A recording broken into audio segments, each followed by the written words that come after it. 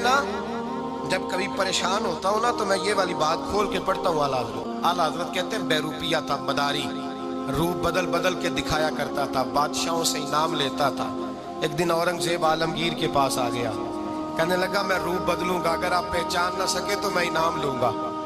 آپ نے فرمایا میں کوئی ایسے ویسا بادشاہ نہیں، کہا مجھے دھوکہ دینا مشکل ہے، کہا نہیں میں روپ بدلوں گا۔ حضرت اورنگزیب عالمگیر بڑے نیک بادشاہ گزرے، بڑے پرہیزگار آدمی، وہ بیروپیہ کہنے لگا میں روپ بدلوں گا، آپ نہیں پہچان سکیں گے۔ فرمایا چل جتنا تیرے اندر زور ہے لگا لے۔ حضرت نے اعلان کیا کہ میں نے فوجی بھرتی کر دے، 2 ماہ کے بعد ٹیسٹ ہوگا۔ وہ 2 مہینے دوڑتا رہا، رنگ روپ بناتا رہا، آیا ٹیسٹ دینے، 2-3 سپاہیوں کا امتحان لیا، اس کی باری آئی تو 10 روپے دیے، کہنے لگے تیرے آنے جانے کا کرایہ میں نے تجھے پہچان لیا ہے۔ کچھ دنوں کے بعد جانے لگے سفر پر تو بھکاری آ گئے خیرات مانگنے، اس نے بھی سارے منہ پر سیاہی مال لی، کپڑے پھاڑ لیے، سر کے بال منڈا لیے، بھویں تک کٹا لی، بدرنگ ہو کے آیا۔ کاسا آگے کیا تو حضرت نے 10 روپے ڈالے، کہنے لگے تیرے آنے جانے کا کرایہ میں نے پہچان لیا ہے۔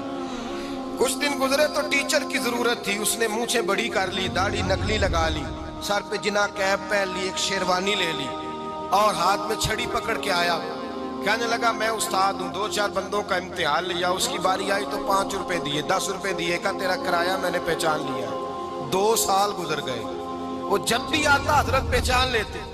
ایک دن سفر پہ جا رہے تھے، بہت بڑا لشکر تھا، جہاد کرنے جا رہے تھے اورنگزیب عالمگیر، تو دیکھا ایک پہاڑی ہے، پہاڑی پہ لوگ جا بھی رہے ہیں آ بھی رہے۔ اورنگزیب عالمگیر پوچھنے لگے یہاں کیا ہے؟ کہنے لگے ایک بابا جی بیٹھے ہیں دعا کرتے ہیں، اللہ کے نیک بندے ہیں۔ اورنگزیب کہنے لگے یار پرانے لوگ سارے ہی اللہ والوں کو مانتے، یہ بھی مصیبت آئی ہے جتنی نہیں آئی ہے، سارے لوگ ہی مانتے۔ کہنے لگے ذرا میں دعا نہ کرا لوں، اچھے کام جا رہا ہوں۔ اورنگزیب بادشاہ تھے، بادشاہ لوگ نازک مزاج ہوتے ہیں، گھوڑے سے اترے، بڑی مشکل سے پہاڑی پہ چڑھے، اوپر گئے تو لائن لگی ہے، بابا جی غار میں بیٹھے، کہنے لگے میں نے ملنا، میں اورنگزیب ہوں۔ انہوں نے کہا ہمارا بابا اس طرح کا پیر نہیں کہ امیر آئے تو رنگ اور ہو، غریب آئے تو اور ہو، یہاں اگر ملنا ہے تو لائن میں لگ جاؤ، سب ایک جیسے۔ اب لائن میں کھڑے ہو گئے، 50 آدمی آگے تھے، کہتے ہیں 51واں نمبر تھا، تھک گیا دھوپ میں کھڑا کھڑا۔ جب میں پہنچا غار کے دہانے تو میں نے بابا جی کے چہرے پہ نظر ڈالی تو بڑا نورانی چہرہ، بڑی خوبصورت لب و لہجہ۔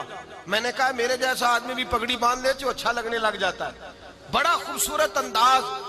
کہتے ہیں میں ان کے پاس اتحیات کی حالت میں بیٹھ گیا، میں نے کہا حضور میں جا رہا ہوں جہاد کرنے، دعا کرنا۔ بزرگوں نے ہاتھ اٹھائے، اللہ اس کی مدد فرما، دین کو غلبہ عطا فرما، اسے دین کا سچا پکا سپاہی بنا۔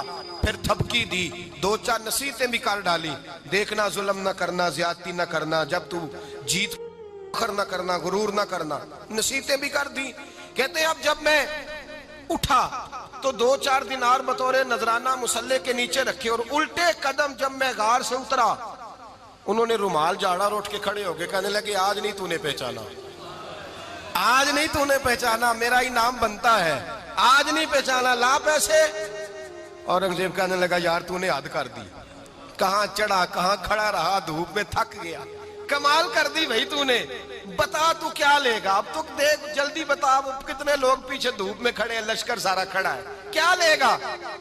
اس نے کہا سب سے قیمتی ہیرے وہ ہیں جو تیرے سر کے تاج میں لگے ہوئے ہیں، مجھے تیرا تاج چاہیے۔ او بھائیو سننا اور یاد رکھنا، میرے اعلیٰ حضرت کہتے ہیں بادشاہ نے سر کے اوپر سے تاج اتارا، بہروپیے کے قدموں میں رکھا اور کہنے لگے یہ لے، اور یہ تو تیرا مانگنے پر میں نے دیا ہے نا، میں واپس آتا ہوں تو آنا میں اپنی مرضی سے بھی تجھے دوں گا، تو نے اورنگزیب جیسے بندے کو دھوکہ دیا، آنا میں اس وقت بھی دوں گا۔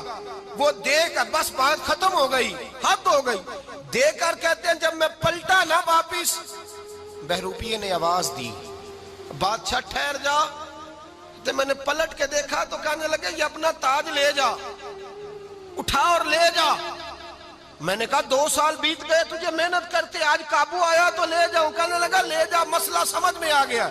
میں نے کہا مجھے بھی تو سمجھانا، تو کہتے ہیں وہ پھوٹ پھوٹ کے رویا، اس کی آنکھیں برس پڑی، سیلاب کی طرح آنسو بہ نکلے، تڑپا اور رو کے کہنے لگا بادشاہ میں نے جھوٹ موٹ رسول اللہ کی غلامی اختیار کی تھی، झूठ मूठ की दाढ़ी, झूठ मूठ की पगड़ी, झूठ मूठ का फकर, मैंने झूठ मूठ नबी पाक का लिबास पहना है, तो तेरे जैसे बादशाहों के ताज मेरे कदमों में आ गए हैं। अगर मैं सचमुच रसूलुल्लाह का गुलाम बनूंगा तो अल्लाह क्या कुछ अता फरमाएगा, अल्लाह कितनी नेमतों से नवाजेगा। मेरे आला हज़रत क्या फरमाते हैं? आला हज़रत फरमाते हैं फरिश्ते भी करते हैं ताजीम मेरी।